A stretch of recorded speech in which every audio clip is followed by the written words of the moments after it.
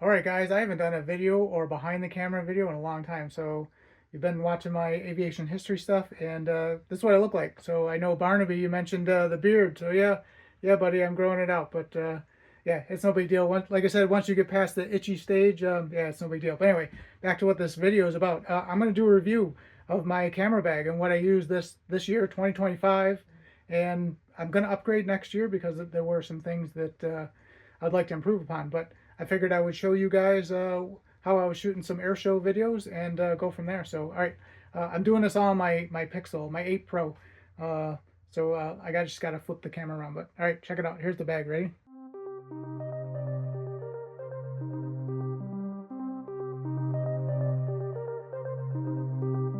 I'm Bill, and this is Buffalo Air Park. Let's dive in.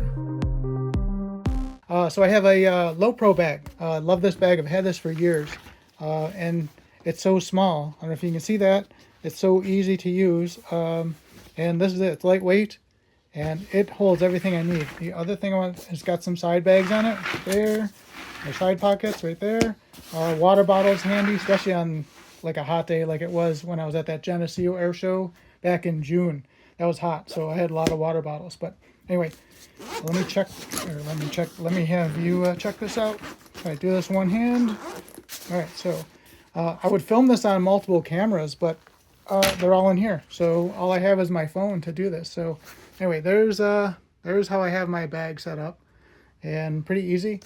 Camera, the mic, and everything. So I'll go over everything. Let's just start with what I have.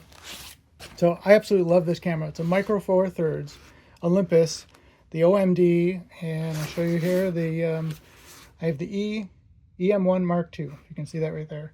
I love this thing. I think it came out in like, I think it's 10 years old. Or it's 2025 now. And I think it was 2015. But I bought this used, and I absolutely love it. For the weight, I was using a full frame camera back a couple years ago when I wasn't doing YouTube and just walk around doing air shows, and it was super heavy. So this camera is really nice.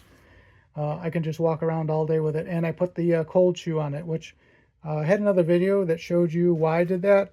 I'll just explain real quick. When I have the microphone up here, you can't use the eyepiece, and that's at the Geneseo air show. I was losing focus and everything because I was trying to work off the back of the screen. And long story short, you can watch that video why I did that and how I improved it. But yeah, it just mounts on the bottom. So the cold shoe. All right, so I got that. I like the 12x40 lens. It's a Olympus Pro, and it's the 2.8. So 12x40, which is in full frame, what's that, 24x80. So, or 24 through 80. And great lens. I can get everything I need. So in the 12 millimeter setting, anything like a bunch of planes flying by or a group or whatever I'm filming, it's perfect. And then to zoom in, I find that 40 millimeter mark is absolutely perfect. So nice and light and easy to handle. So that's my camera. So I got that. Oh, and the settings, very important, at least how I film. Let's see, let me think about this. 24 frames a second at f150, or not 150, shutter frame, 1/50, so 50th of a second. So, and then I do automatic aperture on it. So shutter priority, because I'm telling it I want the 1/50th shutter speed, and then 24 frames a second gives you a really nice motion blur. So got that. So that's what I'm using there. I do a Rode. Got the Rode, and this is the video. What's this? Forgot the exact name of it. The VideoMic Pro Plus.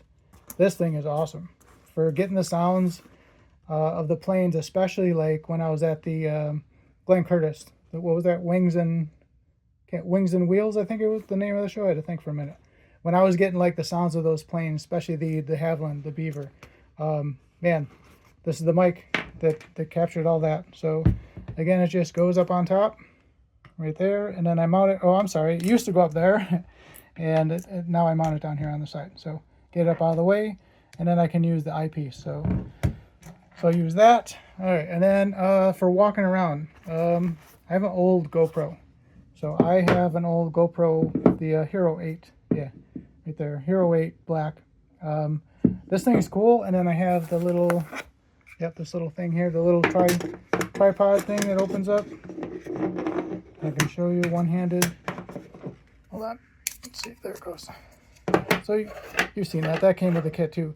This is cool for like just walking around. If I just want to get some video, just some B-roll or something walking around, this is good. The only thing, the battery will last about 15 minutes. So I do have extra batteries for it, which I keep over here. So I have one for the Olympus, and believe it or not, the Olympus, I can shoot all day with 2 batteries. No problem. Yeah, no problem at all.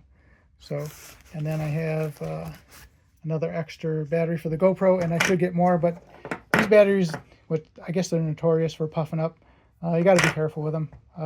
I've had a couple puff up on me, so that's the only thing bad about the GoPro, is that it heats up quick if you run it solid. So if I'm filming 15 minutes, it'll get hot.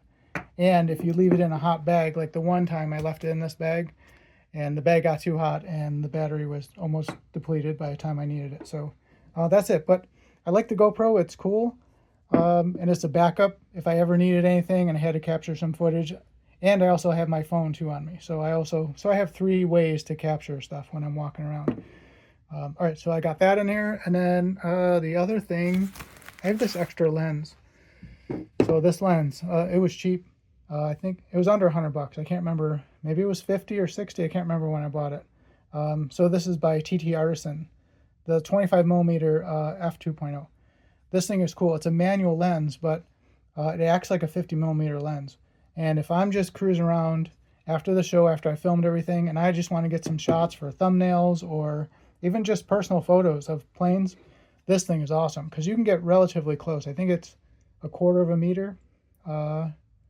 Something like that. I think that's how close you can get, but you'll see when you use it. But so this setup is absolutely killer for what I need. That's it, and it's lightweight and I can work all day long.